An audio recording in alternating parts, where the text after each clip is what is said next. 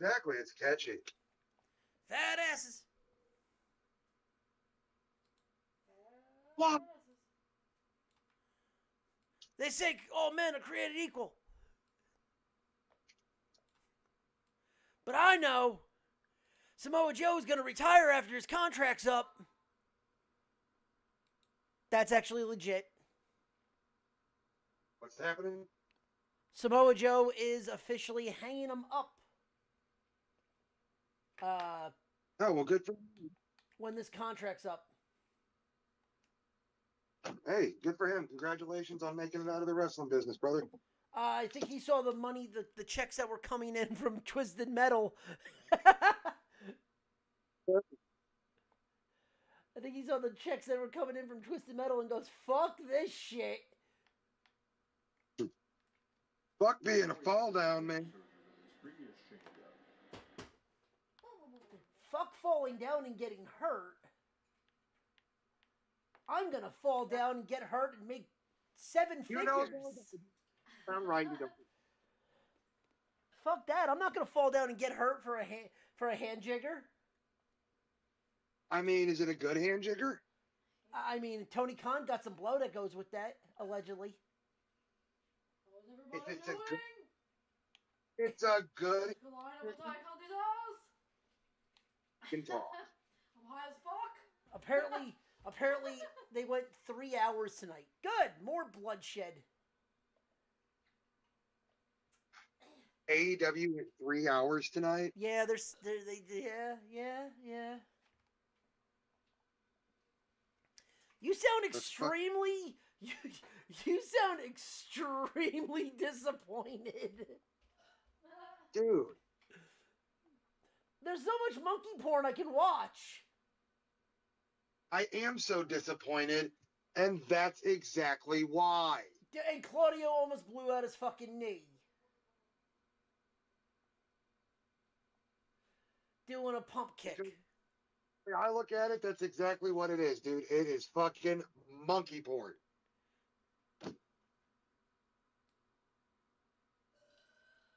Monkey porn. Wake up! Grandma, put a little makeup. A second. Get on the table. Breeder. You wanted to. Cow call. Breeder. Phenomenon. Ah.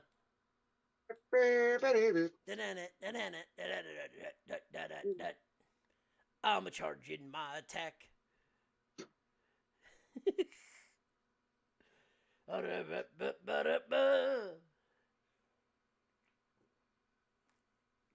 Oh, sorry, I thought it was Daniel Garcia. No, I'm wrong. It's Roddy Strong. And Roddy Strong looks like a B-level porn star right now. Oh, has he got a great stash going? No, but yes. It's not as Right.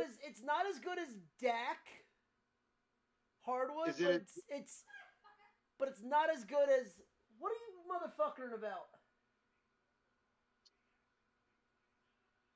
If you're going to TBSY, go to YouTube. Huh? Go to YouTube. Yes, we have cable.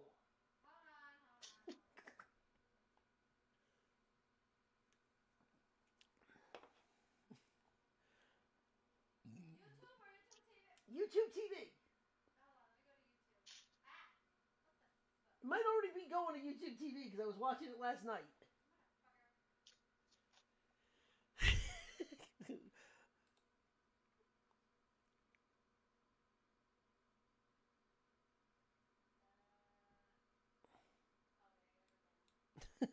wait, oh, that, there it is.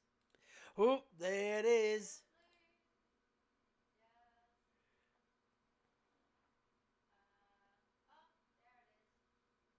I feel like that's what you say when you come. Oop, there it is. Yep. Oh, yeah. Oop, there it is. And boom goes dynamite.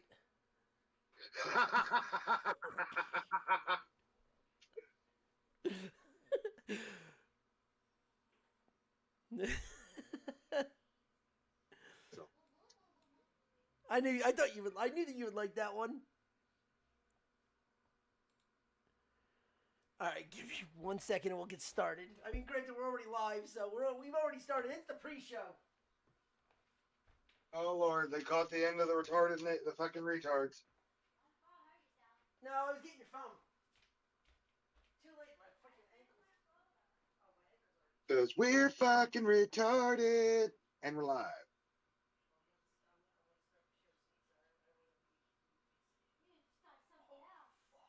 And we're canceled.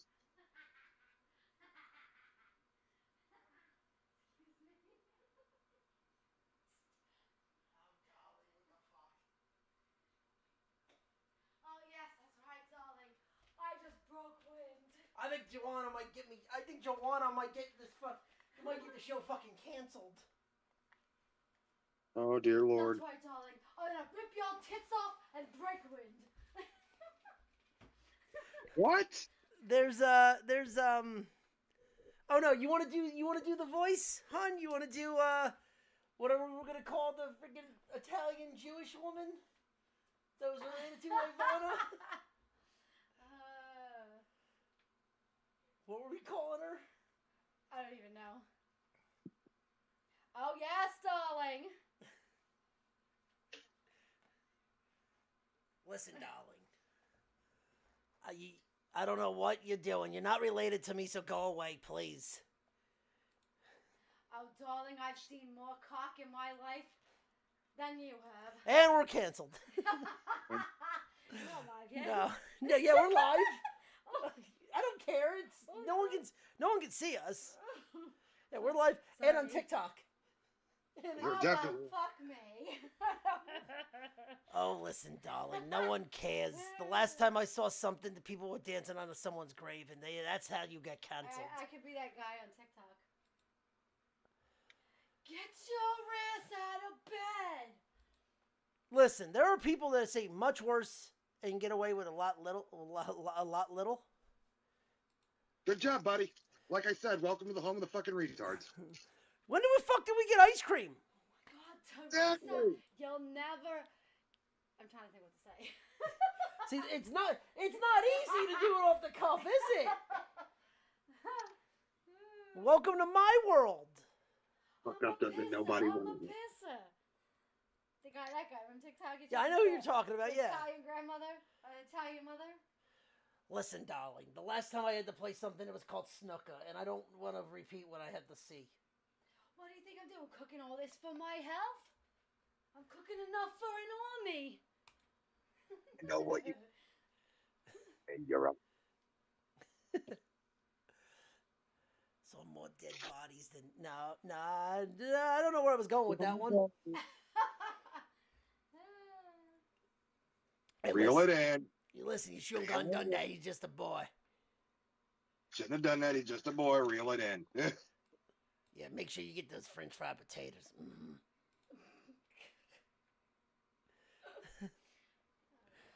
All right, gotta get them French fried potatoes. Mm-hmm. Why could I so see like Vinny or Justin doing that voice? Just Those French fried potatoes. Justin. Castor. Oh God, yeah. Listen, they did call me that down. They used to call me that down in the South, and they were a bunch of rednecks. Mm-hmm.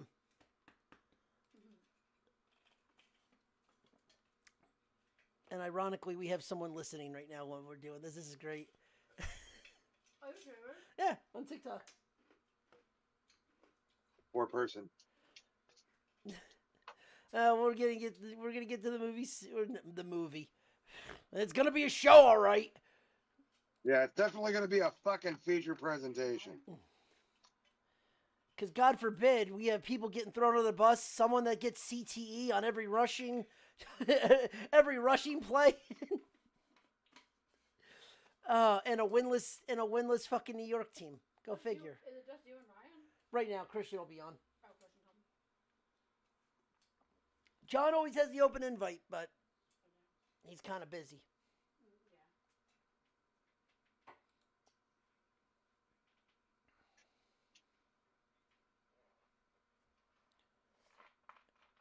All right, let's fucking do. Oh, that's disgusting. I think I just threw up in my mouth a little. I'm about to fucking eat some food. I don't want to. What? Oh, I'll bring it up when we get to the show. God damn it! I've gotten. This is bullshit.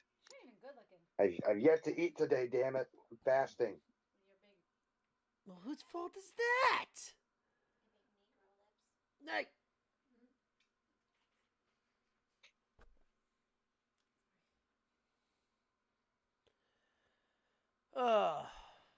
Let's just put it this way. It has something to do with the WNBA.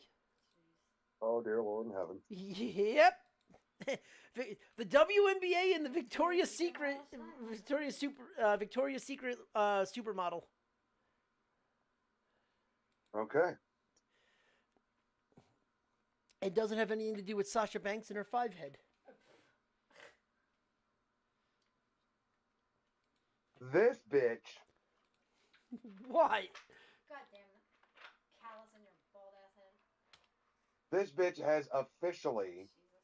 filed a trademark for the name. Are you ready for this? Okay. Ultimo Monet. Ultimo Monet. So she just wants to be called Ultimate Money? I see it for the knock it is. I see it for what it is because she's the belt collector. She's just doing a Kenny Omega thing. I've got more belts than Ultimo Dragon, so that means I'm better than Ultimo Dragon. Bitch, you couldn't lace up his motherfucking boots. Hold on. I'm going to say one thing that puts everything to bed. Okay, you have more belts than Ultimo Dragon. You know what the Ultimo Dragon did that you're not doing? Defend all of them. But you know what Ultimo Dragon did that she didn't do?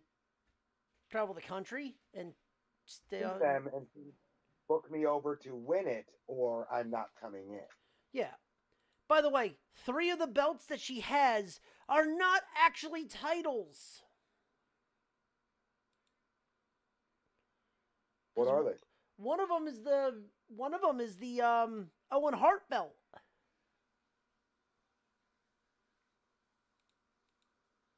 You know that, right? Counts it. He counts it. Yeah, that's not an actual title though. Just because it's a title, it's not an actual title. To her it is. Yeah, you can't defend. Okay, to us, it's a title is something that you can defend, correct? Correct. She can't defend that. So technically, it's just it's a big Earned. belt buckle. It's also something you earned through hard work, and she did not. Maybe when she was in the E,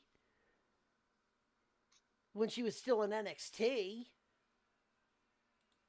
When was the last time she lost a match?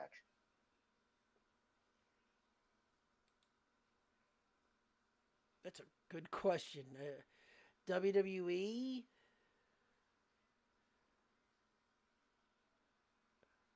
Let me just tell you this. No. She dropped the New Japan Strong title at one point. So 2.5 years? Because I will guarantee you for these smaller promotions that she's going in and winning the titles for, because this is how the business works. She finds out what the match is, and then she tells them it's going to cost them more if she has to put someone over. And you know what that leads to? Fine, keep the belt. We're making a new one. And title belts. Like, that, I guarantee you that's how she won them. She was like, I'll come in, but it's okay, so I'll come in for this price, but it's going to be this much more if you want me to lose. Yeah, which then is going to lead to a company going, all right, fine, keep the title. We're making a new belt then.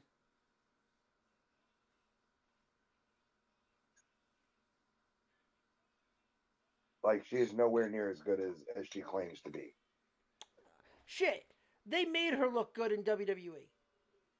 Oh, absolutely. But I will say,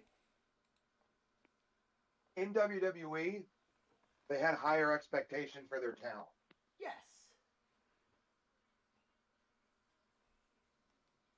I agree with that. Also, there was better. I hate saying it this way, but it's the truth. There was a shit ton better talent when she was there.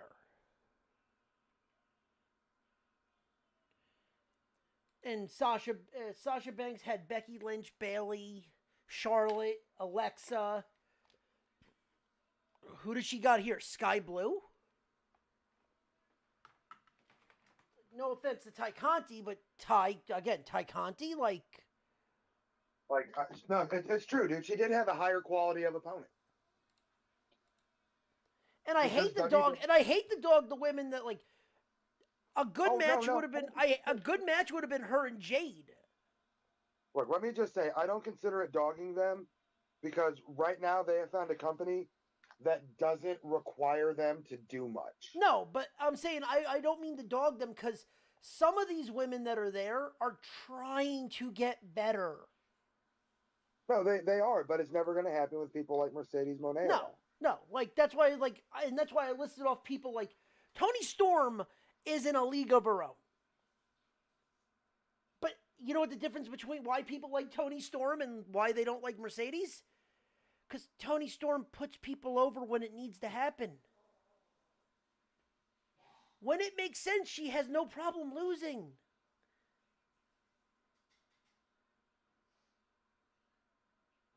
Making Mercedes Moné think this is a real freaking fight. You know, and if she's working us, good job, you know.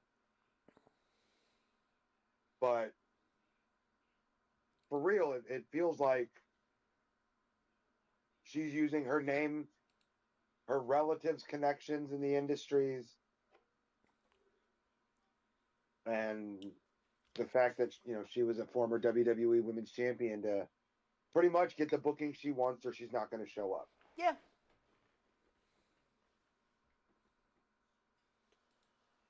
Like Tessa, minus the racism. But at least Tessa has no problem. Gotta watch how I say that. I was gonna say laying on her back, but at least taking a pin. Putting people over. Just say putting someone over. Yeah. When it makes, but here's the thing. I also respect the fact that she'll do it when it makes sense. If she thinks it doesn't make sense and she fights it, okay, I understand that then.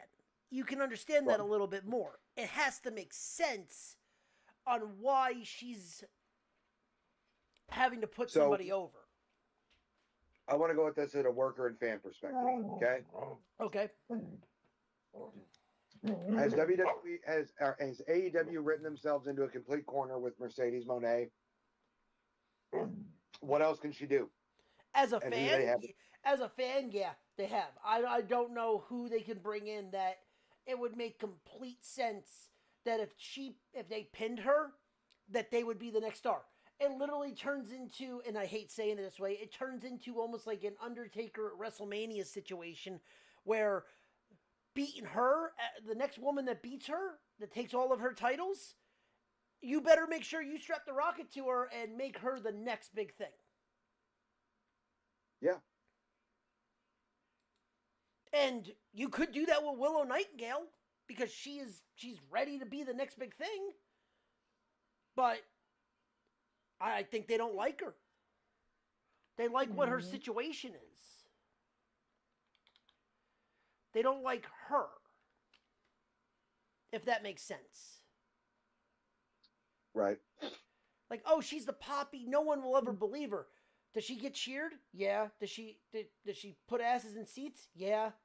Then what's the problem? Oh, well, she's too heavy. Okay, she's not a normal looking woman. Cool. You have half the fucking East Coast on your roster. She doesn't look like every normal indie schlub. Well, you know. And she's the best and the best in shape and the best looking. She's Ultimo Monet. And hold on, Ryan, I'm going to put it in the chat.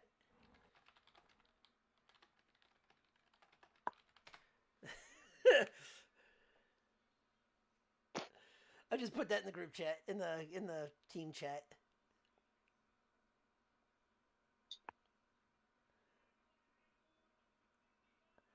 Yes, correct. He does not have a penis.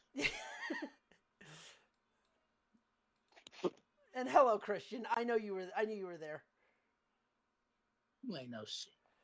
All right, give me 1 second. We've been just running a pre-show for the last 20 minutes. Hold on.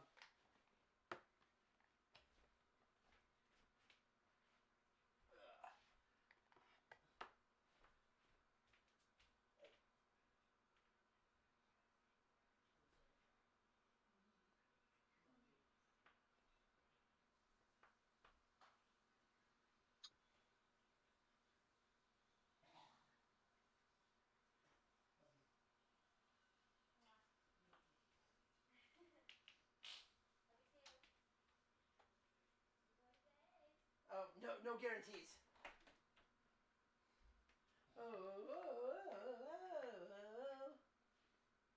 Hey, look, Botchasaurus is on TV. Nobody cares. They already missed the boat. They took too long. Oh, I know. I'm just saying, Botchasaurus is on TV. And not even Kenny Omega can save him.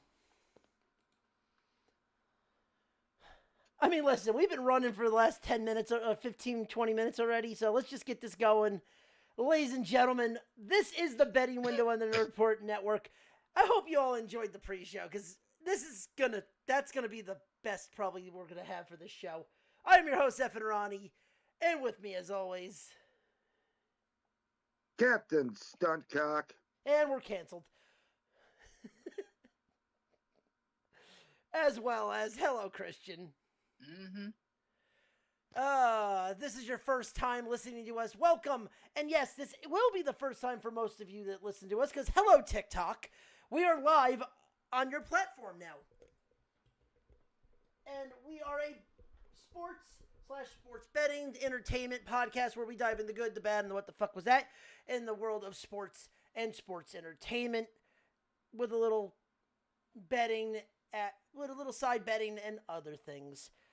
On today's show, Christian, I hope you haven't eaten yet, because there's some things in the WNBA that I think people are not ready to hear. Mm-hmm. A guy in the NBA that has signed another deal, closing in on the start of the season, as well as public intoxication and our NFL and college football picks. Let's go around the horn, boys. Where do you want to start? I don't care. Do you want funny, disgusting, or why the fuck is he still around?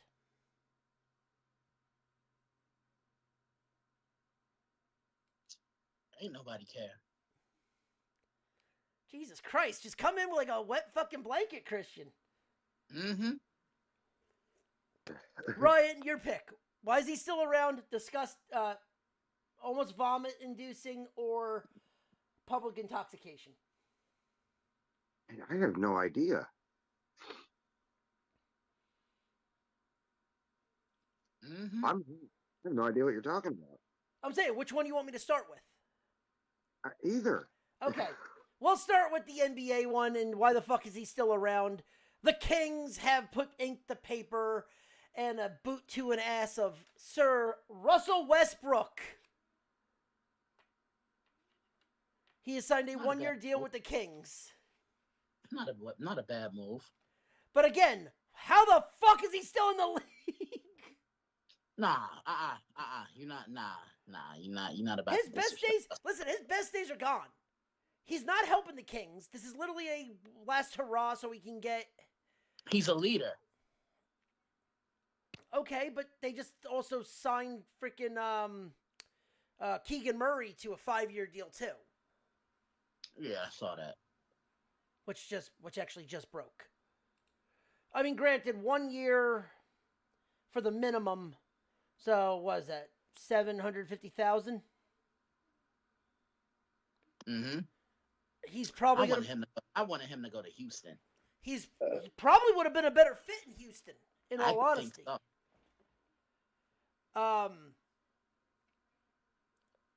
I mean, he got the deal done. He's probably only going to play what?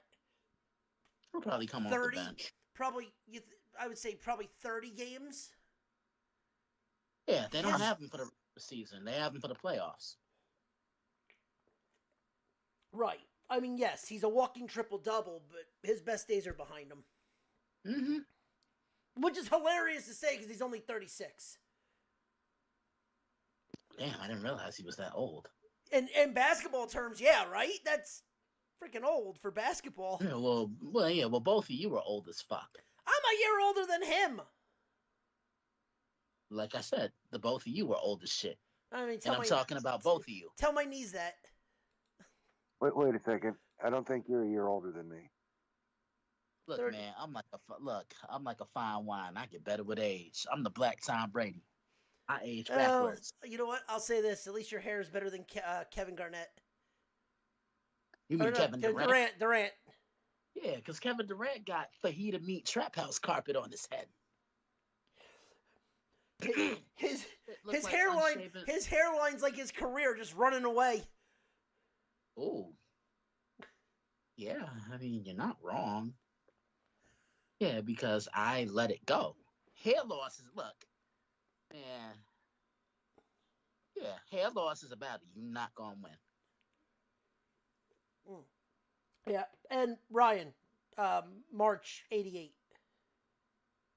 November 86. Yeah, so. There you 86 go. 86 came to you, buddy. Yeah, you're I'm saying, I'm 37. I'm about to be 39. Oh, fucks. Fuck you, whippersnapper. Thank you. Wait, listen. You're just as old as us because anytime you get out of bed, your back cricks. Nah, I don't. Just wait. My back cricks. Knees hurt. My check engine light comes on sometimes. I get that weird vibration that I don't understand what the fuck happened. Ryan, don't worry. 40, you got to get your oil changed. No, I'm good on that, man. Get him the oil. Look, I don't care what happens. I'm still the baby of this entire show. Listen, it could be worse. You could be like, give him the old woo-woo. And woo-woos. The woo-woos. Come on, man. You know black don't crack. Yeah, tell that to R-Truth.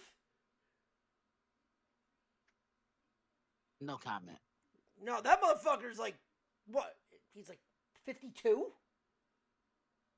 He looks like he's 30. Yeah. I got mistaken the other day for 20 to be 23. I thought you were going to say you got carded. Oh, I get carded all the time. Those dollar margaritas at Applebee's don't. Okay, one, I wouldn't be caught at Crapplebee's. Don't ever disrespect me like that. How dare you? Okay there, Greta Thunberg. Seems a little aggressive, but okay. I like it. Was that right? That seems a little aggressive, but I like it. Hey, yo. How dare you? I mean, it's got my nipples tingling, but that's just me. Yeah, that's my cue. Hey, yo! I'm going to hang up like I didn't hear that, and then we're going to go back. Ronnie, you're going to reintroduce me. Give me 30. And he's gone.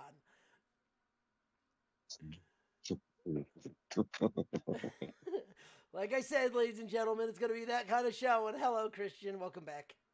Mm-hmm. All right. Well, you know what? We're talking about public intoxication. And I'm not intoxicated, motherfucker. Well, no, we're going to talk about this, though. Outside of Kyle's Field, a college student was arrested the day after, or the day of Texas A&M's football game. Okay. He was caught eating a sandwich outside the stadium. How dare he? With a water bottle. Banana there? I mean, listen, it is Texas A&M, and it was pledge week, so you never know. Oh, yeah. With a gallon water jug full of whiskey. Like a clear water jug? Yes. He wanted to get caught. Would you like to get... All right. Let's play the Price is Right game. Guess his blood What do you think his blood alcohol level was? 4 times the legal limit. Give me a number. Point what? I don't know. I don't even know what the legal limit is. 0.08. That's what I was gonna say. No, that's the legal limit. That's okay. 2.9. Or 0.29? Okay. If you have a 2-point blood alcohol, you're dead. I mean, this is Texas. They do everything bigger. Christian, what do you think?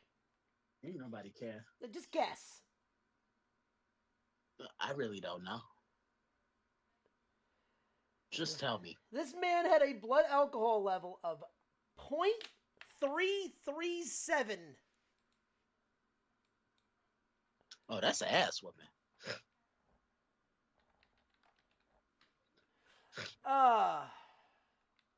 Which is like... Didn't say his body weight, but like, this motherfucker was blatantly intoxicated, got arrested for public intoxication outside Kyle's Field. But I guess the good news out of all it was he was not driving, but I mean, a clear water jug full of whiskey. Like, dude, what are you trying to do? Do you hate your liver that much that you're trying to die? I mean, he might be. You never know. Cause that's some Blazing Saddles jokes right there. Like a man that drinks that like that and don't eat, want to die. Oh, don't say it, Ryan. Well, you say when? Because that would be the next line. Are we awake? Good question. Leave it at that. I mean, it could be worse. We could always play chess. I mean, I do shoot with this hand. Someone's got to go back and get some dimes. A shit ton of dimes. See, Christian, please tell me you know what we're talking about. I don't want to know. Don't explain it to me. Just don't say nothing. All I'll say is go watch Blazing Saddles. Mm-hmm. That's all I need to tell you is go watch Blazing Saddles. Okay. You will laugh your ass off. Hey, Ryan. Hey, Ryan. Hey, boys! Look what I found here. Where are all the white women at? Yep. I mean, it is fall pumpkin spice season. It is. Well, hold on. Is Chris in that line too? He might be.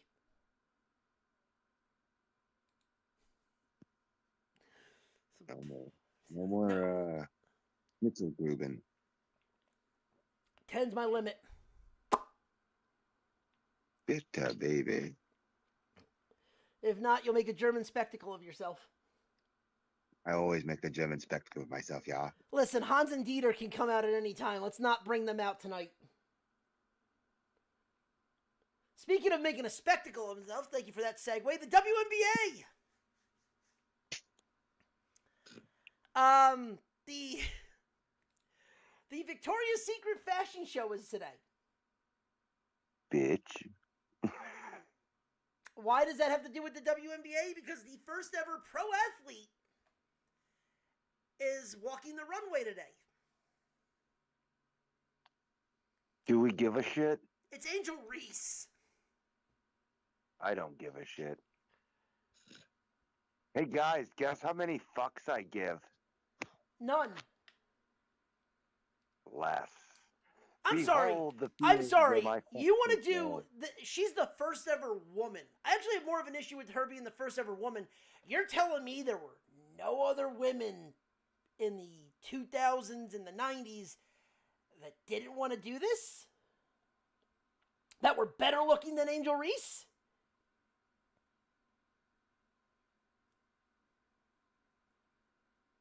Seriously? I mean, shit.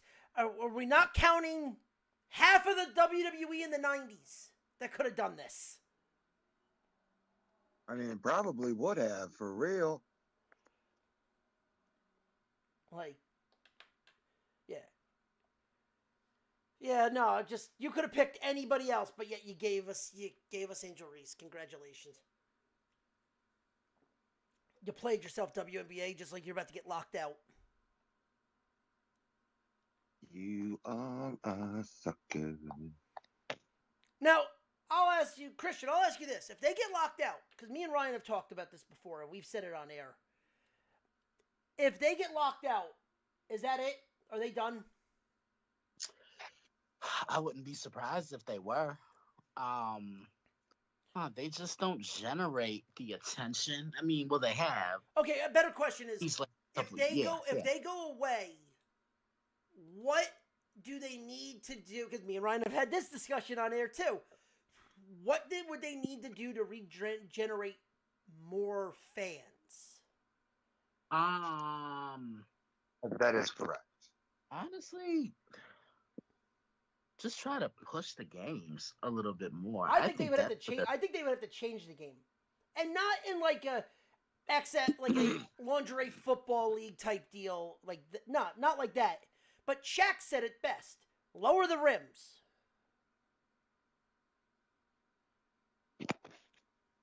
Let these women dunk. Let these women dunk on each other. You want more physical? You want to say it's more physical? You want to do this? Let these women back each other down and freaking take each other and let someone dunk on somebody. Mm-hmm. Like, listen, the joke is too. You could easily make this the lingerie football league of the WNBA and just have them dressed in like skimpier clothes, like 70 short shorts and shit like that. But that's ridiculous. You're never gonna have a NBA company do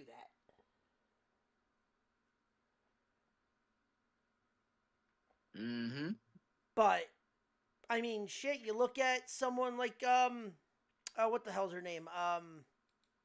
Cunningham, the girl that plays with Caitlin Clark. I mean, she's the second highest jersey revenue next to Caitlin Clark because of the shit she's done off the court. Mm. And she's drawing more attention than a lot of other people thought they would. So, I mean, it is drawing attention, but now, we're going to get locked out. There goes that attention out the window. I mean, shit. Major League Baseball is still struggling after almost 30 years since the strike. Yeah, and that was a while ago. I'm saying it's 30 years last year, 94. So it's 21 years or 31 years since the strike. Major League Baseball still has not recovered. Mm. But then also that's why you see things like Banana Ball, like the Banana Ball League starting to pick up steam. That's why you see places like just a lot of places starting to do different things. Different companies are starting to come around and do other things to get more attention. Mm-hmm. And it's a better, the Banana Ball's taking everything by storm. Yes. And Yes, it has. And it's funny because to someone like, and I'm not trying to insult him, but to someone like John, who would look at that and go, well, I don't get it. Well, it's not for you. Right. It's meant for the people that want the entertainment value of baseball. They want the sideshow. You can have a sideshow. That's what a lot of people want sometimes. They don't want to sit around for 4.5 hours and watch a baseball game. True. I mean, let's face it, we are in the TikTok era.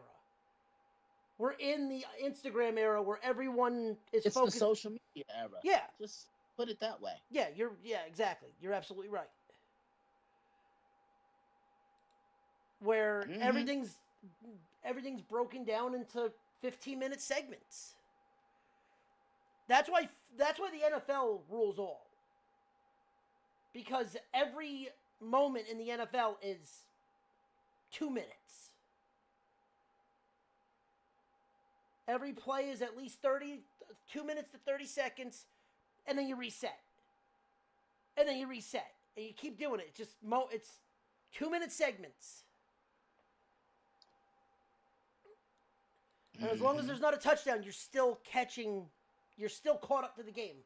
Baseball's like golf for the most part. You can leave it on in the background and just not watch it. You can listen to it. But also, baseball's such a niche sport that, I mean, shit. Right now, the Blue Jays are playing the Mariners. Ain't nobody care. I know you mean that as a knock and a joke, but unless you're from Seattle or Toronto, you don't care. Or you're a fan of those teams. You don't care about the game unless you're local. Like, even the Dodgers, like, if you're a West Coast game, you don't care about... If you're on the East Coast, you don't care about any West Coast game.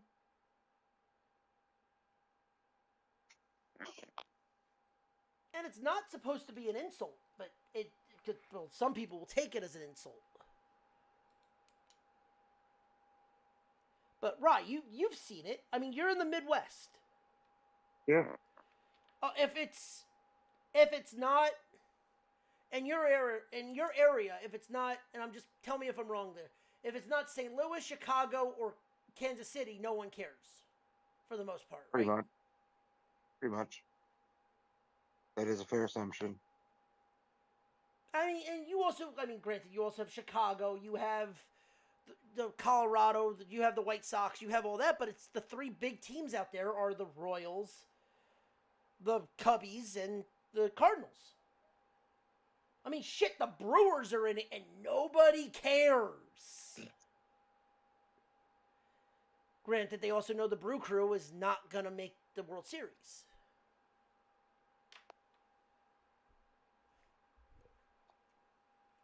Yeah, I get what you mean. I mean, like, I think last year, Ronnie, was probably the most, like, watched AL and NLCS, because look at everybody that was in it. I mean, it was the Yankees, it was the Guardians, it was the Mets, it was the Dodgers. 3 of the 4 teams are the biggest market. Are the biggest markets. The only thing that you were missing was like a Chicago team or Kansas City. If it was Kansas City versus the Yankees, that might have been the biggest way you could have done that, because then that would have covered the like, because as much as Cleveland's great, they don't care. They really don't care about the Guardians, especially now that they changed them to the Guardians. Yeah, and then remember what I told you last year? You know, after Cleveland beat Detroit, I'm like, yeah, man, the AL is ours. Because if we had played Detroit, I can almost guarantee you, I think we would have lost that series. Oh, yeah, with Scooble and all that, yeah. Yeah, but, my one friend is a Tiger fan. He was running his mouth after we lost. So, yeah, I sent them some Cancun music. Or join us. Now it's just the Yankees lose. Fucking hey, listen, could be worse. That could have came up when the Dodgers beat you. All that money you spent and you couldn't even make the playoffs. And hence why they fired 90% of the fucking team. Or fired 90% of the fucking coaching staff. Mm-hmm. I still blame Stearns. You could have easily gotten pitching, but you went out and didn't buy any. You got no extra pitching. Who, the Yankees? No, the Mets. Yeah, I mean, look, the Yankees got as far as they did without their ace. I don't know. Fried was their ace in that. Yeah, this year, but I mean, come on. I think we would have won the division if Garrett were healthy. You have 3 years to win another title. Nah, I think it's sooner than that. I say No, at no, least no. 2. I'm saying you have 3 years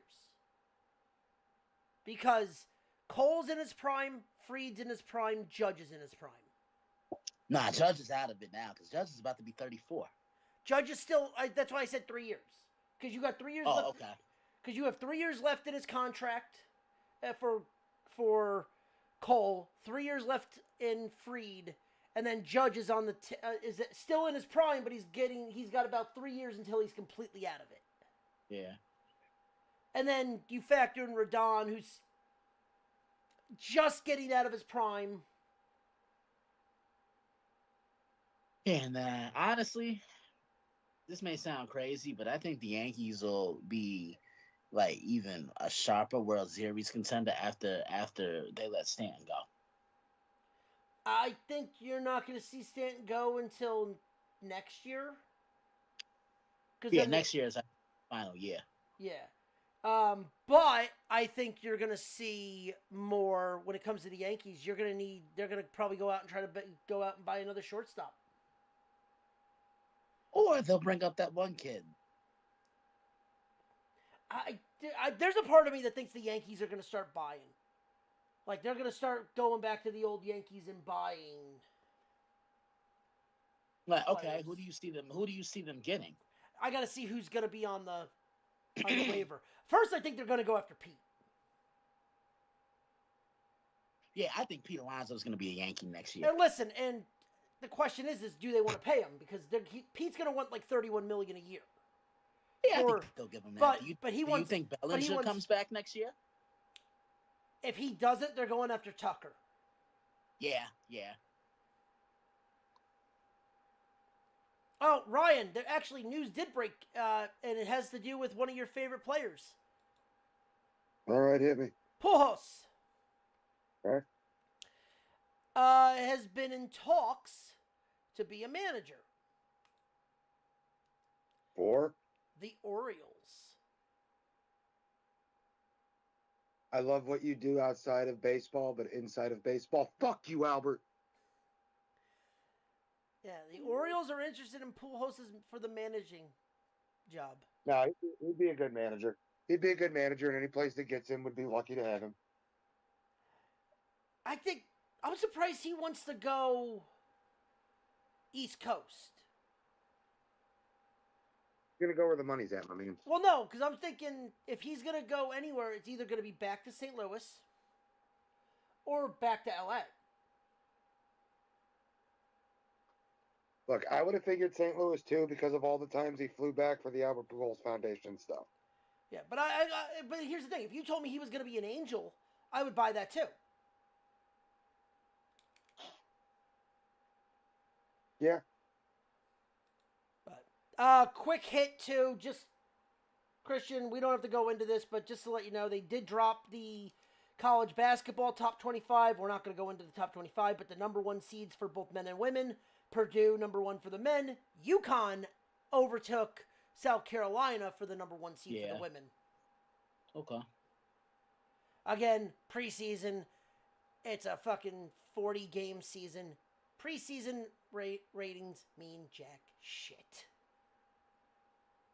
Well, all I know is Duke is overrated. I don't even know. They've had all that time. Nah, but I don't even know what Duke's ranked. They're ranked 6th. Okay. They're overrated. They got all the talent in the world, dude. They haven't won a national title in over a decade. I have an issue with them being ranked over UCLA. I think UCLA is a better team. And they're 12th. Yeah. North Carolina's 25. By the way, how is Purdue ranked number 1 when the fucking national champion is 3rd? Yeah, I don't get that. And the Johnnies are 5th. The top 5 is correct. The order is not. Who else is in the top 5?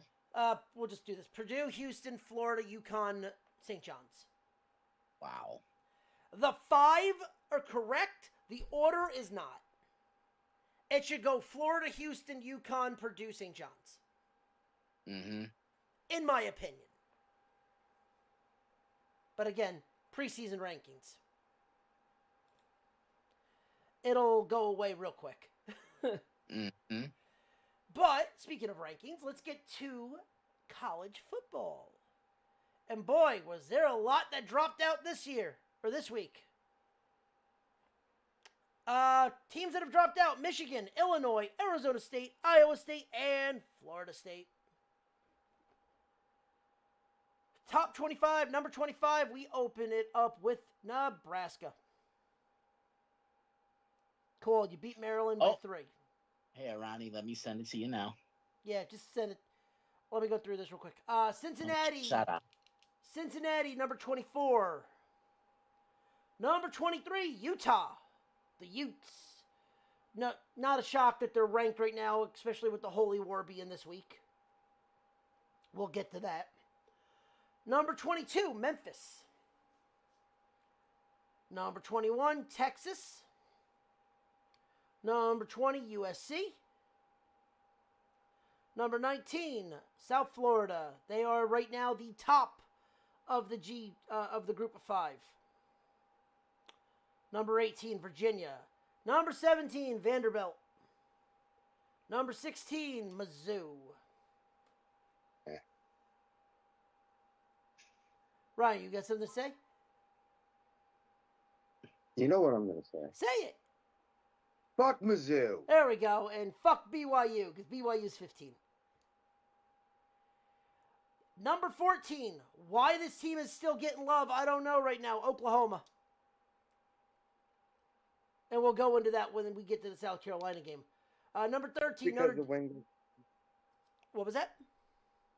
Because the wind goes sweeping down the plain.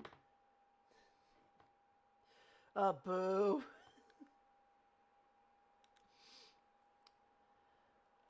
You got it.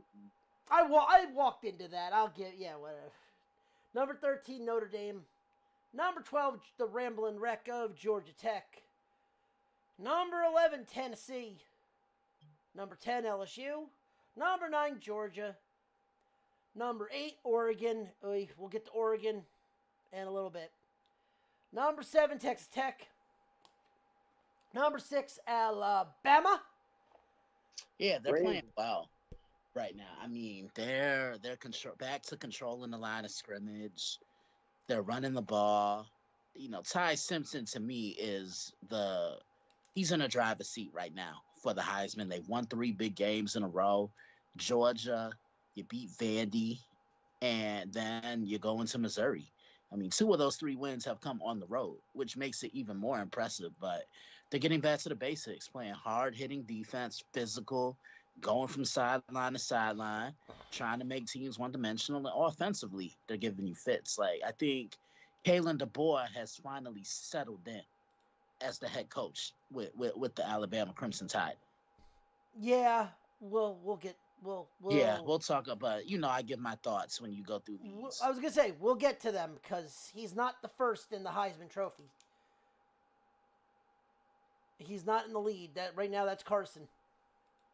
Yeah, I mean, you can't go wrong with either one of those. Nope. But I'm saying, Ty should be sitting at the table. Oh, he's going to get a call to New York. But speaking of that, number 5, Ole Miss. Yeah, they're playing well right now. I mean, I think this is the best group that Lane Kiffin has had since he's become a head coach. And they got a big opportunity to really take the country by storm. I'll elaborate on it a little bit more when we get to picks, you two. But to me, this is the most wide open that I've seen the SEC in a really long time. Yep. Speaking of SEC, number 4, Texas A&M. This is another group that's playing well. Like Mike Elko, he's a good coach. You have, what's the quarterback's name? Oh, God. He's in the Heisman hunt, too. Marcel Reed. Yeah. Marcel Reed. Yeah, he's doing good. They have a really good wide receiver in Mario Crava. They play defense. Yeah, they're balanced offensively. I think they have one of the best offensive lines, in the country. Yeah, this is another team that what they're doing now was what they were expecting Jimbo Fisher to bring them to, and he just could never get them to the promised land. Now, here's my Heisman favorite right now.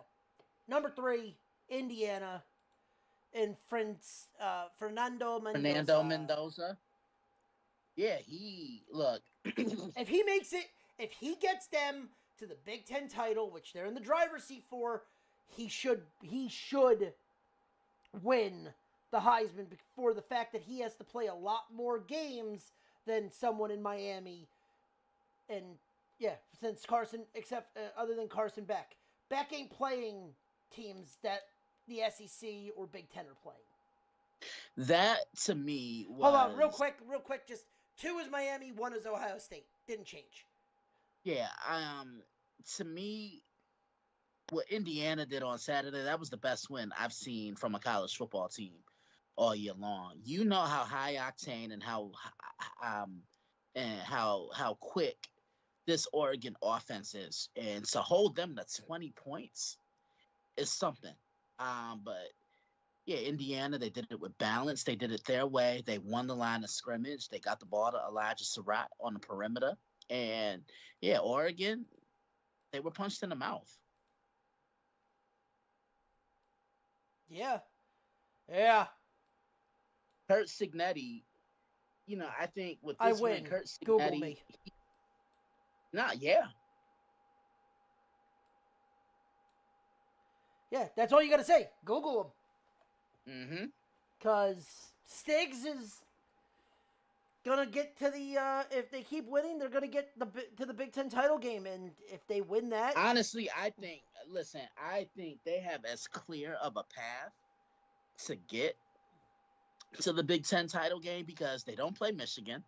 They don't play Ohio State. I think the only time they're going to see Ohio State or potentially Michigan is in that Big Ten title game, right? But to me, the only thing that's stopping Indiana is themselves. Yeah. And that's an injury. That's them either just not playing to their potential or they're playing down to the competition. Like, that's it. But Curt is too good of a coach to not have his team up and ready to play. Yeah, no, you're absolutely right. But, all right. Ryan, you ready for these picks? Dude. Have you been following anything with Miami at all or no? No, dude, I've been busy. Yeah, no, I get you. But let's start this off. And also, guys, anyone in the chat, if anyone's listening on TikTok, if you have any questions,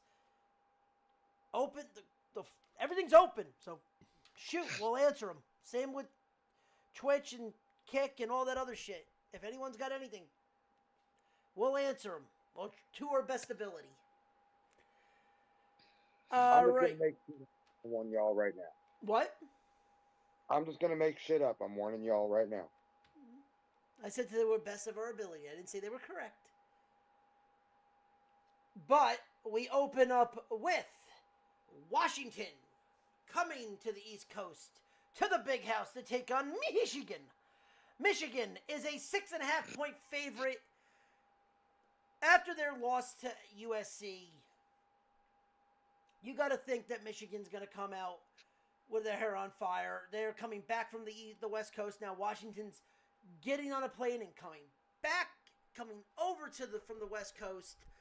I don't think they cover this game. I think Michigan wins a tight one. I think Michigan wins, but they don't cover.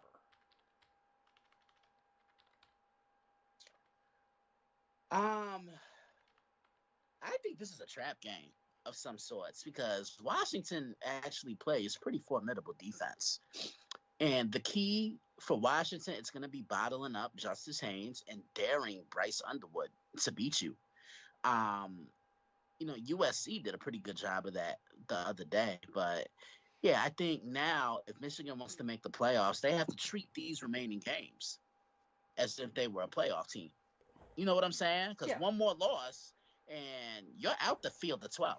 Like, I think they can make it, but I think it starts today. And remember, these two played for a national championship a couple years ago, but Michael Penix isn't walking through that door, and neither is J.J. McCarthy, or Jim Harbaugh, or Kalen DeBoer. Like, it's crazy how everyone who was a part of those two teams when they made it to the Natty are all gone. I like Michigan, but they're gonna have to earn this one. Like, Washington's gonna make them earn it. They're just not gonna lay down. And then remember, last year Washington punched Michigan in the mouth in Seattle. Yeah. So, Ryan, what do you got? Michigan. Michigan. All right. Oh, boy. Up. Time to go to the birthplace of college football. Rutgers takes on Oregon. It's Rutgers homecoming. I will be in the stands for this, unfortunately. Oregon is a 17.5-point favorite. You might as well listen. Rutgers' offense is good. Their defense is hurt. Unless this game gets to a complete and utter shootout, this game is going to be a nightmare to watch. I think this game is a blowout. Give me the Ducks. Yeah, I like Oregon. They're going to come into this game with a chip on their shoulder. They let an opportunity slip by. You were, at one time, the third-ranked team in the nation. Now you've kind of taken a couple of seats back. I just need to see a little bit more from Dante Moore, or pun intended. Oregon has to get back to running the game, running the football. I think that opens up their passing game, and I just don't know if Rutgers has enough to keep up with Oregon. No, their defense, unfortunately, is hurt. So, unless this game turns into a shootout, I think this is a 4-touchdown game. Rye, what do you think? Give me the Ducks. Yep. All right, USC versus Notre Dame. I believe it's called the Battle of the Jeweled Shillelagh. Sure. Christian, is that the trophy? Oh, USC and Notre Dame. In Notre Dame? Yeah, the battle for the Jeweled Shillelagh. The Jewish Shillelagh. Yep. Yeah. Yeah, it's one of the oldest rivalries in the sport. I love what USC did, because they just attacked Michigan on both sides of the ball, and they were able to get a couple of big plays on a secondary, and Michigan has some length. Yep. In that secondary. Notre Dame, we could easily talk about them being in that top 5, Ronnie. Oh yeah. They lost to Miami by 3. They lose to Texas A&M by 1. That's a combined 4 points, but they've regrouped nicely from that. They're not putting everything on the plate of CJ Carr. They're not letting him do too much, and they're not letting him do too little. He's doing just enough. I like Notre Dame in this one, because I could see USC still celebrating that big win from last week against Michigan. I think this game the spread's way too high. What's the spread? 9.5, Notre Dame. Okay. Give me Notre Dame, but they don't cover. Bri, what do you got? Notre Dame. All right, next. Temple flies out to Charlotte to take on Charlotte. Temple's an 11.5-point favorite. Listen, Temple right now is against the spread is one of the top in the nation in covering whatever the number is that Vegas puts out, and it's showing. They're keeping the games that they're underdogs tight. They're the games that they need to blow out wins. They blow them out by more than enough points. The Vegas has Temple up at 11.5. I think this game will be a 14-point win. Give me Temple. I agree. Yeah, I'll take Temple. And now the most embarrassing fucking team in the nation after firing James Franklin. Penn State takes on Iowa. Iowa's a 2.5-point favorite. Listen, I can just sit here and wave Penn State goodbye out of any national title picture. Drew Aller is gone. He will probably transfer next year. Wave him goodbye. Iowa's 2.5-point favorite. Bullshit. Iowa by a lot. Give me the Hawkeyes. Yeah, I like Iowa in this one. It's also in Kinnick. Yeah. Right? Yeah, I'm with Christian. All right, we will go to the island later. LSU goes to Tennessee to anchor down against Vandy. Vandy is a 2.5-point favorite. Vandy needs to regroup after their. I think they had the bye after Alabama. I don't think they played last week. They're rested up. I think that defense is ready to get the Nussmeier. Anchor down. Give me Vandy. Yeah. This is a game that can go either way, and LSU didn't look all the greatest against South Carolina the other day. To be honest, LSU hasn't really looked all that good in a while. They really let an opportunity slip from their hands when they lost to Ole Miss. And Vandy's tough. Just getting the chance to watch them a couple of weeks ago, I like what they do. I know they were only held, excuse me, to 14 points against Alabama, but it's an opportunistic defense. Clark Lee, they play hard for him. Offensively, when they have time, they move the ball. And Diego, he really gives me Johnny Manziel vibes. I think he's a better passer, though, than Johnny Manziel. And I think he's a better overall playmaker He plays. He's a than better Manziel system. was. He's a better system quarterback. Yeah, he really is. This really could go either way. I wouldn't be surprised if Vanderbilt won it, but I think LSU needs this game a little bit more. They escaped with a field goal. Okay. Ryan, you're the split. With you. Vandy? All right. All right. Christian, keep this under 30, about 15 seconds. Give me your keys to the game for Ole Miss and Georgia. Georgia's a 7.5-point favorite. Well, Ole Miss has to take a page out of Alabama's book. Start quickly, punch fast, and take the crowd out of the game. And Georgia, they got to apply pressure on the quarterback. They got to play back. The secondary has to be better, and they got to come away with points. They can't turn the ball over. I think this comes down to the trenches and coaching. I preview it on Saturday. Cool. Ryan, what are you taking on this one? The Dogs or the Rebels? We're Dogs. This is in Athens, and they're a 7.5-point favorite. I think this game stays tight. I think Kiffin always plays Kirby Smart hard. He always likes to put the boots to Georgia. But it is between the hedges, which is ironic because they actually have hedges.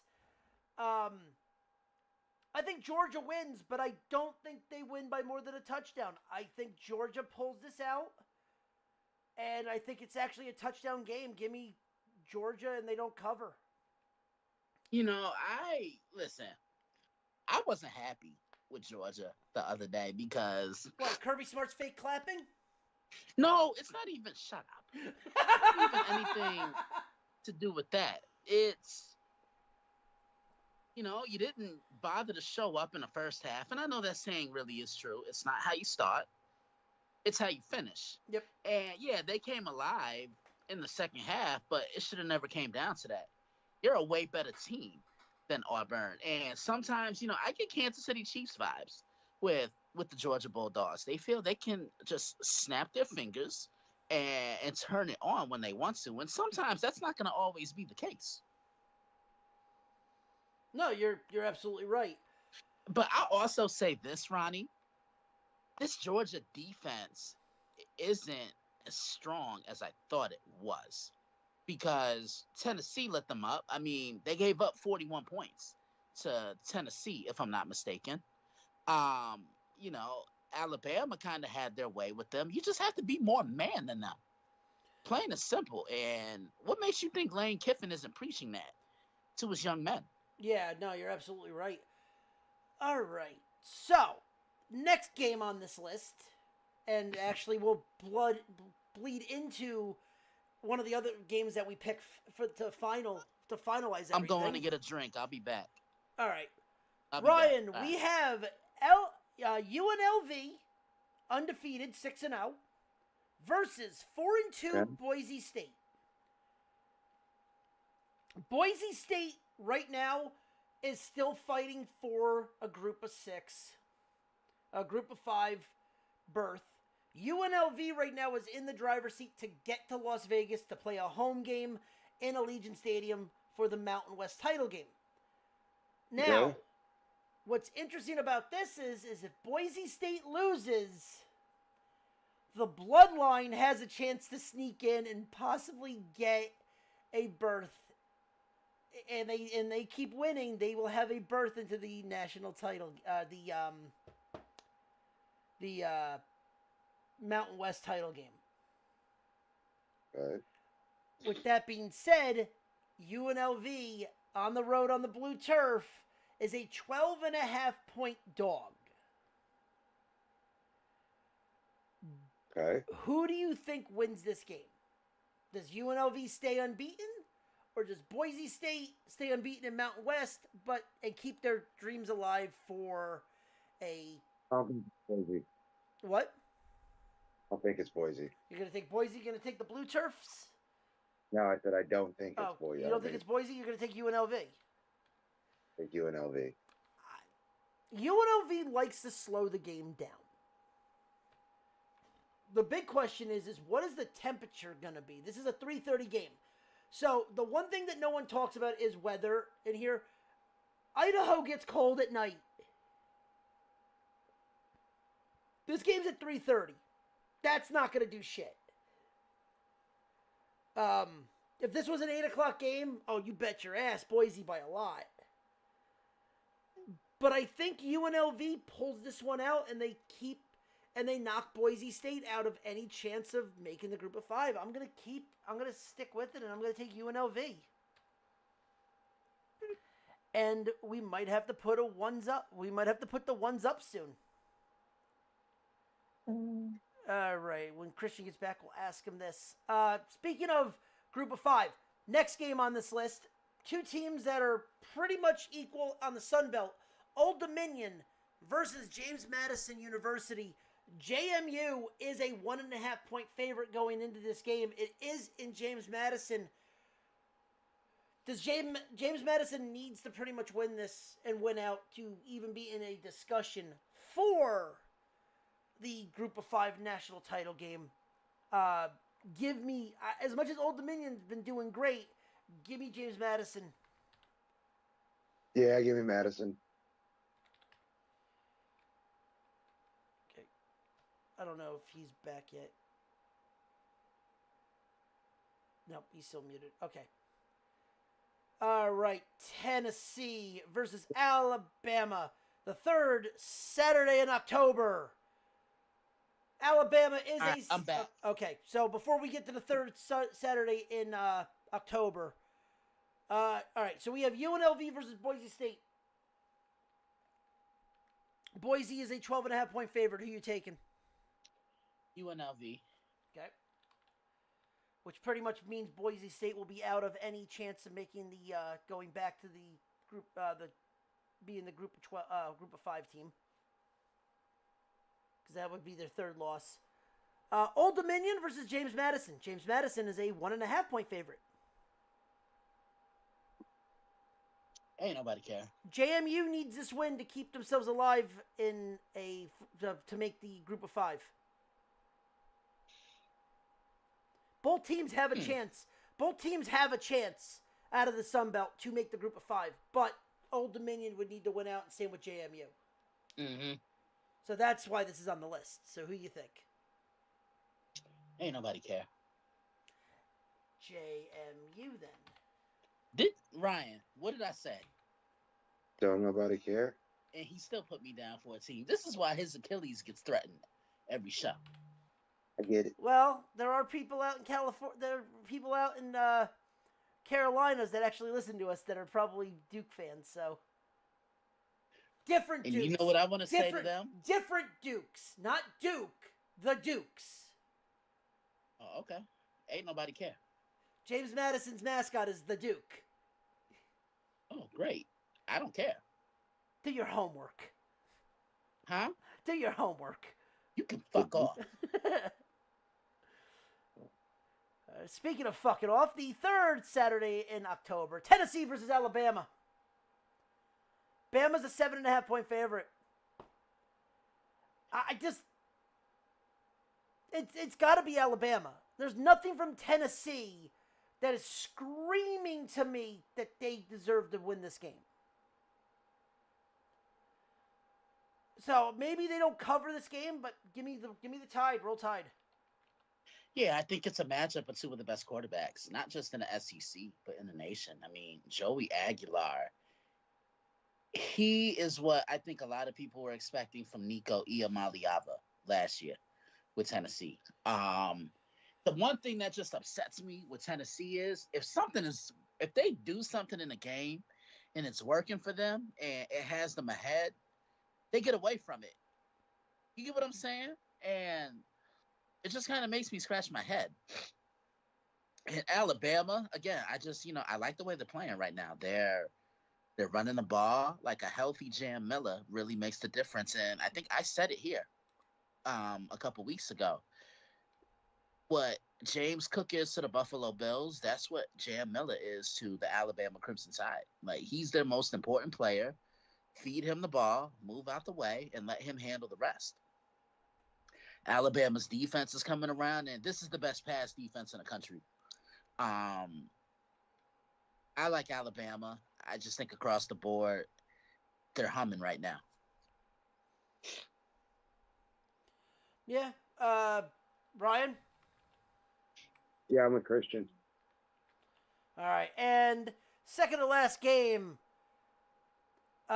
Biggest rivalry game in the Big 12. Was originally a Pac-12 versus Big 12 game, but then they got rid of it. But now it's back. The red versus the blue. The Mormons versus the Catholics. Boys, it's a holy war. Utah is a 3.5-point favorite against BYU in Provo at BYU's home stadium. Utah has lost the last 3 to BYU. That should not happen in this game. Give me the Utes of Utah. Yeah, I like Utah too. They've been able to bounce back. They've been able to, because they looked horrible against Texas Tech a couple of weeks ago. But, they've been able to bounce back. They got back to ground and pound, running the football. Yeah. Well, what does Utah do the best? They run the ball. What does BYU do the worst? They don't stop the run. Yeah, there you go. The game. There's your game plan. There's your handicap, people. Ryan, who you taking? Who is it? Utah versus BYU. It's the holy war. BYU. Okay, and finally, boys, we're going to Colorado. We're not going to the island because they're coming to the mainland. Hawaii. 5-1 Hawaii. Taking on Colorado State. Colorado State is the favorite because it is in the mainland. If this was in Hawaii, Hawaii would be the favorites. I think they broke that curse. They broke the curse last time by beating, with their last game off the island, they won. I think they broke that curse. I think Colorado State is not a good team. I think Hawaii wins and goes bowling and has a fighting chance to make the Mountain West title games if they keep winning. So give me the boys, give me the Rainbow Warriors. Give me Hawaii. Sure, I'll take Hawaii. Ain't nobody care. Yeah, well, the bloodline rules, so. I'm gonna punch you. Yeah, well, one's up. Okay. I mean, that's what they fucking... Literally, that's what they fucking call their offensive line. The offensive line's the bloodline. Like, I'm gonna fuck with any Samoan that plays offensive line. Holy shit. Hawaiians aren't Samoans. No, they're not Tongans either. You know what I mean. Some of them are. Depends on what part of the family they are. True. To an extent, true. Yeah. What part of the family tree are they? Because then that actually matters.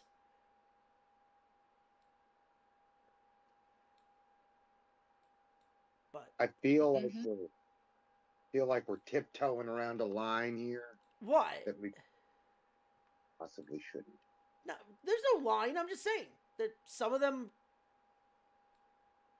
are actually classified. Some of them are Samoan. Some of them aren't. Some of them actually are Tongan too.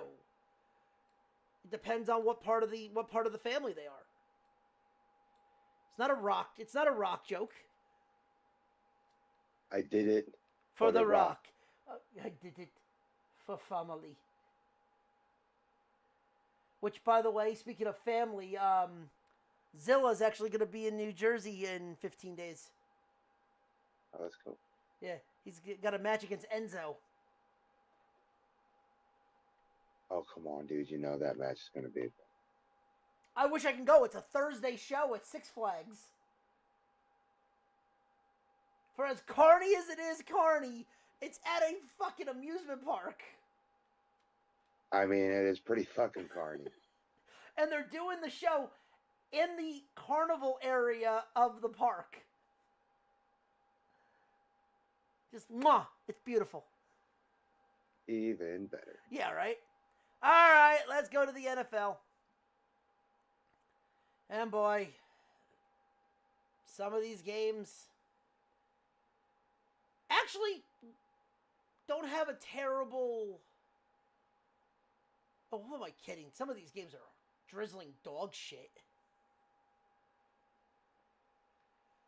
But, alright, let's make these picks for the NFL. And let's start off with Thursday night football, starting off tomorrow.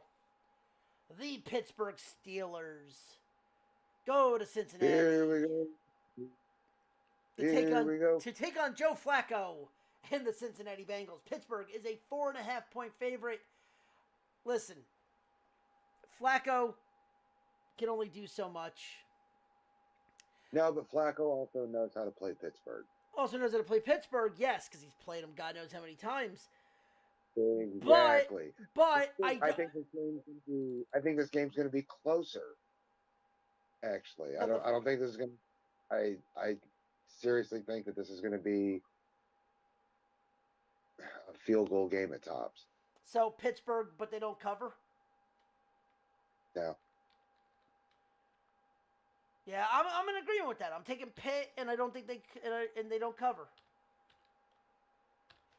I mean, nothing against Pittsburgh, man. They're fucking killing it.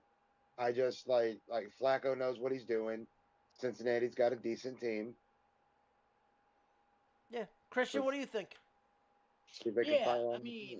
Ryan brings up an interesting point, but the problem I have with the Bengals is they don't run the football. Even when Joe Burrow is there, like,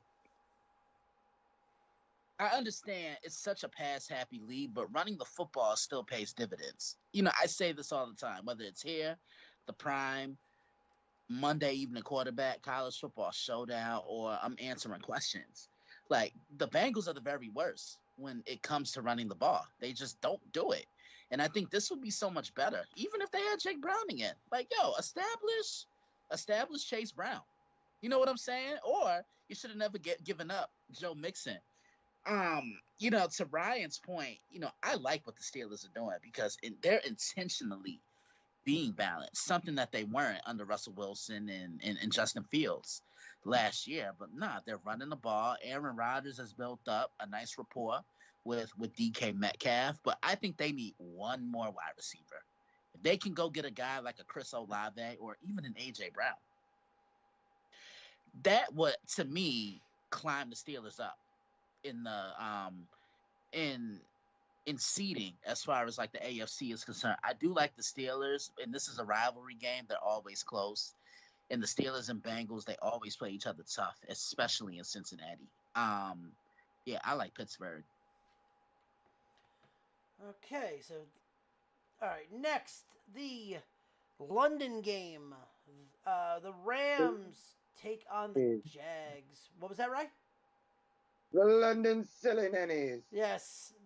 Which, listen, if you still wanted NFL London games, you should have never gotten rid of the European League. Just saying.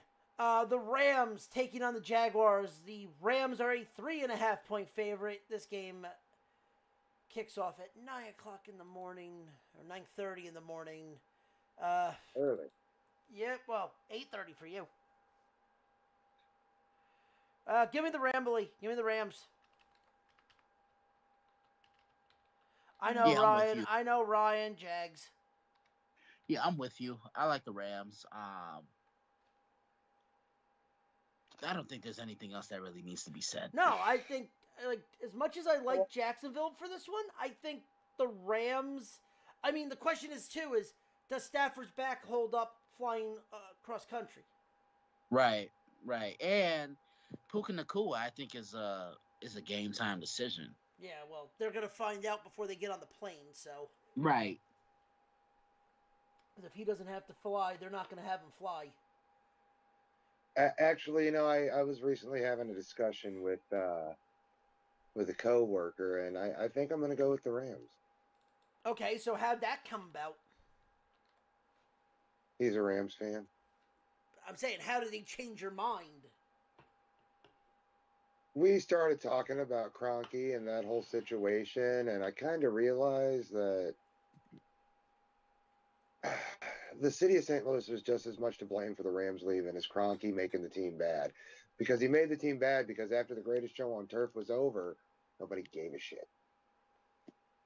And it's showing now, too, because as much as people want to talk about this, they still have football in St. Louis, and, dude, the Battlehawks attendance have gone down dramatically. Yeah, I'm not sure what's up with that. Like, the Battlehawks are the only decent fucking team that we have. Well, the USFL or whatever the fucking XFL, the I don't give a fuck league, has kind of alienated themselves. So they added 3 new teams, but they got rid of 3 teams. Okay. Yeah, I know. It doesn't make any sense. But here's the thing. It's all Southern or Midwest teams. Or below the Mason-Dixon line teams. There's no East Coast team, no West Coast team, no North team. I'm sorry. As much as you think everyone's going to go out and buy tickets for Birmingham or they're going to go to St. Louis, you need that East Coast, West Coast swing. And I know we kind of toot our own horns with this one, but you need a Chicago team. You need a team in Jersey or Philly. You need a team out in LA. You need those teams. If you don't, you're not making any money. Well, I mean, not just that, but I mean, those are all major markets, and tapping your major markets is business 101. Yeah, and the other thing is I'm sorry for the the USFL. I think it's what it's called. Can we stop with the minor tangent? Can we stop with the fucking soccer stadiums? You're not selling out any soccer stadiums. No one gives a shit that you're in soccer stadiums. The St. Louis City Soccer Club comes pretty damn close. It comes close, but here's what you need to do, and follow me on this. And if people on TikTok think I'm out of line, please, or on Twitch, tell me I'm out of line. You need to start booking these teams in college stadiums. Because I honestly, I think that's more for the major league feel. No, but hold on. Those stadiums during the summer are untouched. Those stadiums are untouched. College campuses, you can easily get a better price tag on them, so you're not spending a ton of money, because the soccer stadiums are used when you're in for the soccer stadiums in like the NORC and stuff like that, MLS. They play games in the summer, so you're caught midway through. You're kind of screwed with that. You have to work around their schedule.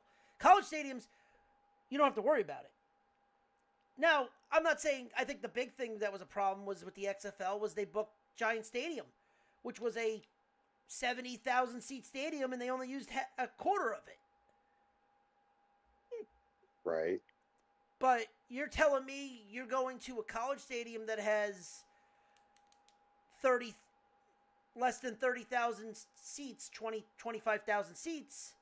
If the teams are doing well and the company's doing good, you're telling me you couldn't sell those out and make them $20 a clip? I mean, they probably could. It's just going to be a difficult sell on some of it, man. Yeah, but I think you would be better off if you did the college stuff, because then also too that brings in more revenue for these college towns, the businesses that have. I mean, let's face it, during the summer months, they're barely getting by because they're not making any money. Nobody's there. They're hoping people come and visit. But, I mean, even then, you're not really making any money off of it. I mean, shit. I go to Rutgers during the summer. It's a ghost town during the summer.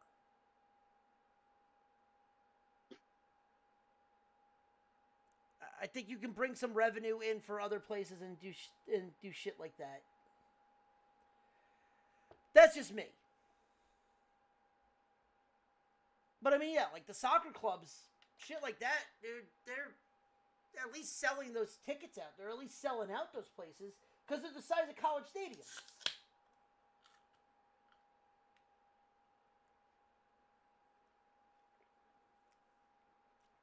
You get what I mean. Yeah, no, I get it. All right. Mm-hmm. Next game. Tangent over. Let's move on. The Saints take on... Oh, God. The Saints take on the Bears. The Bears are a 4.5-point favorite. Listen, Christian, just say it. Ain't nobody care. Honest to God. This game, I have Sunday ticket. I could watch this game and have no issue. I don't even want to fucking put this... I don't even want to waste the bandwidth and watch this game. But having to pick, I'm taking Chicago because I think the Bears are at least a little bit better than the Saints. Yeah, they are. Yeah, give me the Bears. Next game. Yeah, this...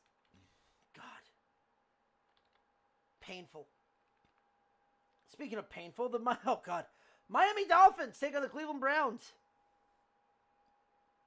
Fuck. At least the Jets are... Even the Jets are 0-6. They're at least entertaining. They're entertainingly bad. Dylan Gabriel, this is your last start. If you don't beat the Dolphins, Shador, you're in. Because the Dolphins are in shambles, and they're probably going to be trading away Waddle if the things go south. Give me Cleveland, but not by much. Game's gonna be a Cleveland steamer. I love your confidence. So who you taking? You taking Cleveland? Yeah. Christian? I'm going Miami. There's nothing I like about this game, period? Doing. No, besides that.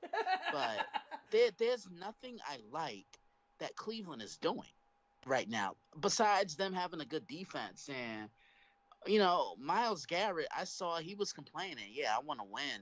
We need to do something. Yo, you had a chance to leave. I was about to say, you chose to take the money. You chose to take the money. So what's that say about you? Because look, Myles Garrett is in his prime. You know who he is right now, Ronnie? What? Seriously, you know who he is? He's a modern-day Joe Thomas. Okay, yeah, okay. I can all see the that. all the talent. But the difference between Myles and Joe is at least Myles has been to the playoffs a couple times, and he actually has a playoff win. Myles Garrett is the best defensive player in the league, and he's wasting prime years on very lackluster football teams. Yeah, Miami should do enough to win this game. I'm taking the Dolphins. Okay. All right. I can't believe I'm about to say this. This is a potato game. The first place New England Patriots taking And on who the was high on the and who was high on the Patriots coming Yeah. into the year? No, you were, but you also said the Bills were going to win the East. They still are, I think, but Yeah, there's the key thing. We don't know right now because the Patriots are playing the best they're playing amazing. yeah, they really are. I mean, Drake May is really maturing before our very eyes. And what have I always said? If you want your quarterback to succeed, you got to put him in position to succeed. You got to put weapons around him. Like, you got to look at the Gentlemen, weapons that he has now compared to what he had the first couple of years he was in the league. Name a number one wide receiver that really stood out with Drake May his rookie year and the second year in the league. He didn't have one. And Ryan, what were you saying? Dustin was this high on the Patriots. Did he take a dab? He take a dab on the Patriots? You know it. It's his team, dude. Yeah, well, he's a Boston boy. Ah, poor thing. You got to get him back on. I miss making fun of him. He'll be on soon enough. Yeah, we'll get him. But, Is he still wet behind the ears? Nah. He's got a little seasoning. Yeah, okay. Like not like seasoning, but he's got like white people seasoning. The salt and pepper don't count, Ryan. Wait. Are we talking about like raisins in the potato salad white or Cajun white? I would feel safe saying Cajun white. I mean, he did go to culinary school. Okay, so he at least seasons his crawfish before he cooks it. Can he even spell the word crawfish? Motherfucker. Dude, you've heard how he talks. He barely can spell IKEA. Dude, he's gonna fucking tear you guys up when he gets on here. And then I clap back at him every single time. Remember I called him Taylor Swift? Yeah, that one's my favorite. Well, now we should just call him Travis Kelce because he just gets whipped like a mule. Okay, moving on. Oh, God. The Patriots are 6.5 point favorite in this game. They got the Titans. Speaking of getting whipped like a mule, the embarrassed X is going to come back and put a whooping on the Titans. Give me the Patriots by a lot. Yeah, I like New England. Right? Fuck yeah, give me New England. All right. And Rye, you're going to laugh at this one. The Raiders go in and take on the Chiefs. Chiefs are a 12.5 point favorite. Sunday was the best. Yeah. Sunday was the best I've seen the Chiefs look. Probably all season. Sans the Baltimore game. But defensively, I just thought they were a lot better because they neutralized the Lions running game. You know, they wrapped up, they finished tackles, they got off the field, they put pressure. Like, I just saw a lot of activity amongst this Kansas City defense. And, the same thing I said about the Browns, I can say that about the Raiders too. There's nothing the Raiders do that make me gravitate to them. I definitely like Kansas City, and they could get something going now. I mean, they've been inconsistent this year, but who knows? I mean, I'm still trying to get a feel for them because normally we're so used to Kansas City coming out, guns blazing, we know what type of team they're going to be, and whatnot. They're usually like 5-2 or 4-3 or maybe even 6-1 around this time. But I don't think they've played their best football yet. Hopefully they can get out that mindset of just hitting that switch and then turning it on because it's not going to always be there for them to turn on. Yeah. Ryan, are you taking the Chiefs or are you taking Vegas? Give me the Raiders. See, I wish Vegas was playing a little bit. I think 12 is too much. Yes, you're getting Rashid Rice back.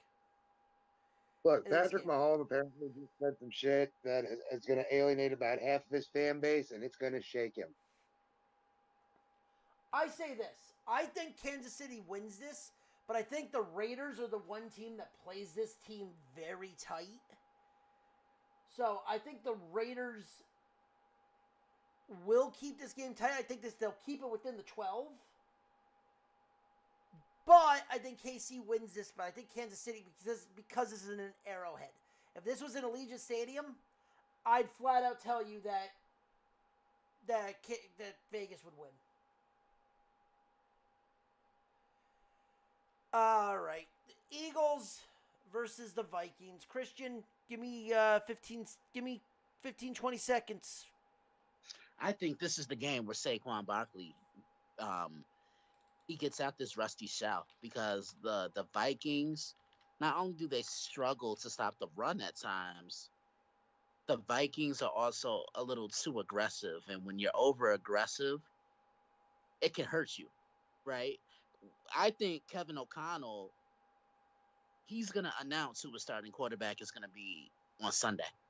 I think he's kind of playing mind games with the Eagles because they don't know who to prepare for.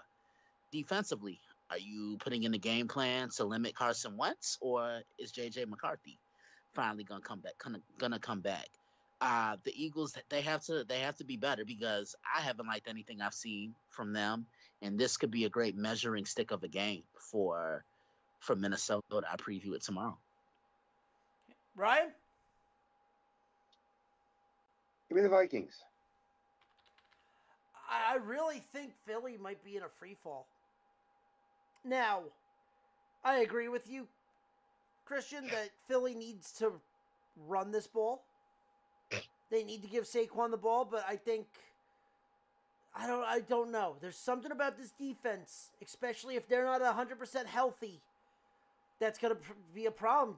I got to take Minnesota in this one because, I mean, until we know about the middle of that defensive line, Philly's not going to be able to keep them in a shootout.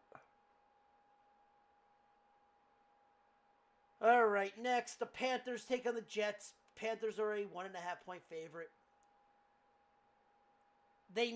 You got to think the Jets got to fall into one. This was the game against Denver was the first game I can say that the offense was the problem in the game. You could have beaten Denver. The defense and special teams came out firing, and they did their best. But this was where Justin Fields could not get into the end zone and score. Before, everyone's blaming Justin Fields. They're blaming the offense. You're 3 fucking points away, or was they were 7 points away for being 3-3.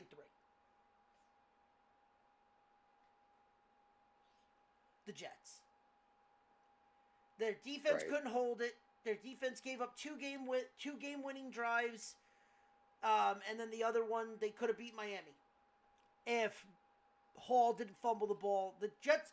The biggest problem is the Jets running backs are fumbling the ball when they don't need to be.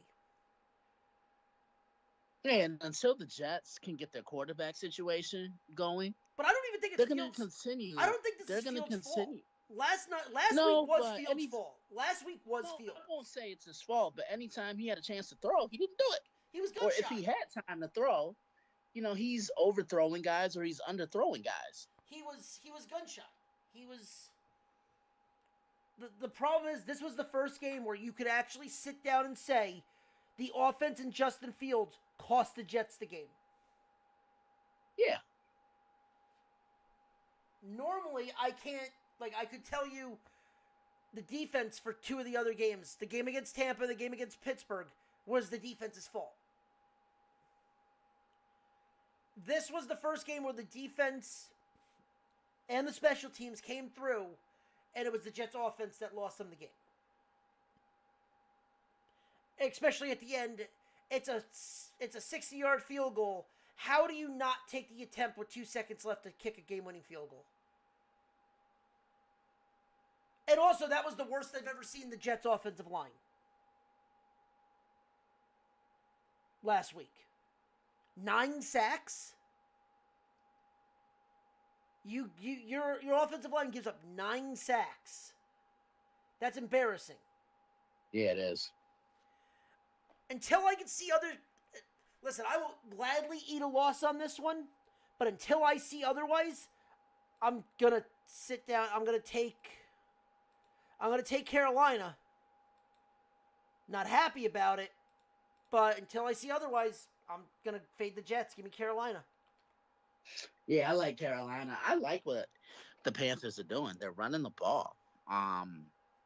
Rico Dowdle, he's had 2 really big games. You know, he wanted that one last week against Dallas, his former team. And, Bryce just looks a little more comfortable, but most importantly, they're buying in to what Dave Canales is selling to them. Because the Jets, man, there was so much promise for them, Ronnie, after that Steeler game. Like, they played hard, and I'm just saying to myself, man, if they play hard like this, they're going to be in a lot of games. You know what I'm saying? Yeah. Then they dropped the ball against Buffalo. Tampa looked winnable until it wasn't. They should have beat the Dolphins. Like I said, they were 7 points away from being 3-3. Yeah, I couldn't agree with you anymore. I'm not going to. We both can agree. The game against Buffalo was a blowout. And then, they got and then the in that game. And then the other game, I forget the other game they got blown out in. There were 2 games that were complete blowouts. But they're 7 points away from being 3-3, and the defense faded. Like I said, Denver was the first game that I could actually sit here and tell you that the offense lost that game. Yeah. But Ryan, who are you taking? You taking Carolina? Yep. Now, speaking of those Denver Broncos, they are home for the walking wrecking ball that is the juggernaut of CTE, Cam Scatterboo and Jackson Dart of the New York Giants. Denver's a 7.5-point favorite. Listen, I don't care what Denver does. Denver has a hard time stopping the run, and if Scatterboo gets a fucking head of steam, that dude just likes to run people over. I'm taking the Giants either to cover or to win outright. Give me the G-Men. Yeah, I'm going to take the Giants. I'm taking Denver because Denver's defense is going to be ready for this game. Denver's actually pretty solid when it comes to stopping the run. I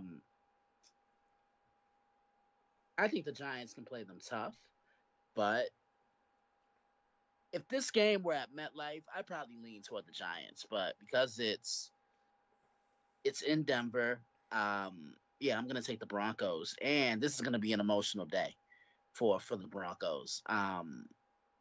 Demaryius Thomas goes into the Ring of Honor for Denver posthumously, and a lot of his former teammates are gonna be there. So I'm gonna take Denver. But what version of their offense shows up? Because Bo Nix hasn't progressed, but he hasn't regressed either. Right. I get you on that. But, alright, next game. Okay, the Colts versus Chargers. Christian, another 20 seconds. Go. Yeah, the Colts are off to a 5-1 start. And, all right, Ronnie, I got to say this before I forget. I saw something funny on Twitter the other day, and I meant to send it to you. You know what it said? What? That it feels like 2007 all over again. All the division leaders right now all won the division in 2007. New England, they're leading the East right now. The Steelers are leading the North. The Colts are leading the South, and the Chargers are leading the West. I like what the Colts are doing, and I honestly think Jonathan Taylor is second on my MVP list behind Baker Mayfield. The Chargers, I wasn't happy with them on Sunday because they were up by 13 and they almost gave this game up. You rolled over to the Giants, you let the Commanders come into your place and take your lunch money, and you almost let the Dolphins win one on you. But thankfully, you were able to escape. I previewed this one on Friday, the Phillip Rivers Bowl. Okay. Ryan, who you taking? Indy or LA? Give me LA. I am fading both of you on that one. Um, as of right now, you're looking at possibly the comeback player of the year in Daniel Jones and the offensive player of the year in And JT. and yeah. So if that's the case, if I'm getting that, I think Indy comes in and takes care of business. I gotta take the Colts.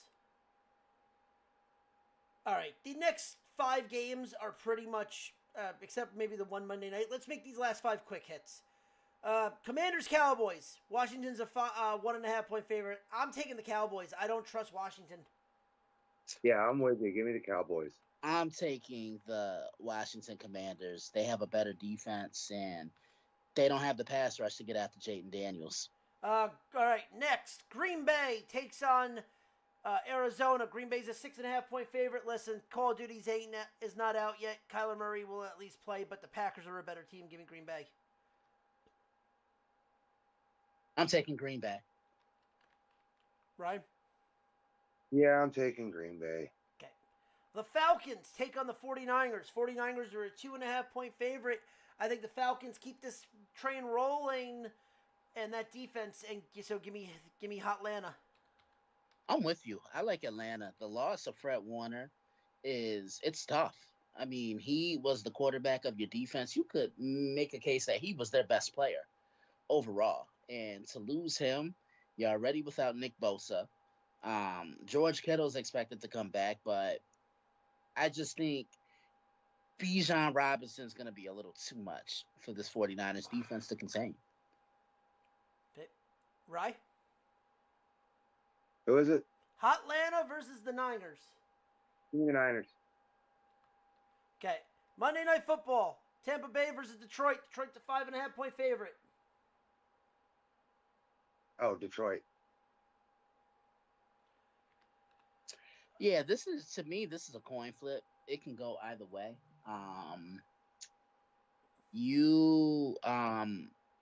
Tampa Bay, they're clicking on all cylinders right now, and it just seems like you can throw anybody around Baker Mayfield, and he's going to work with what he has around him. And how could you not root for that?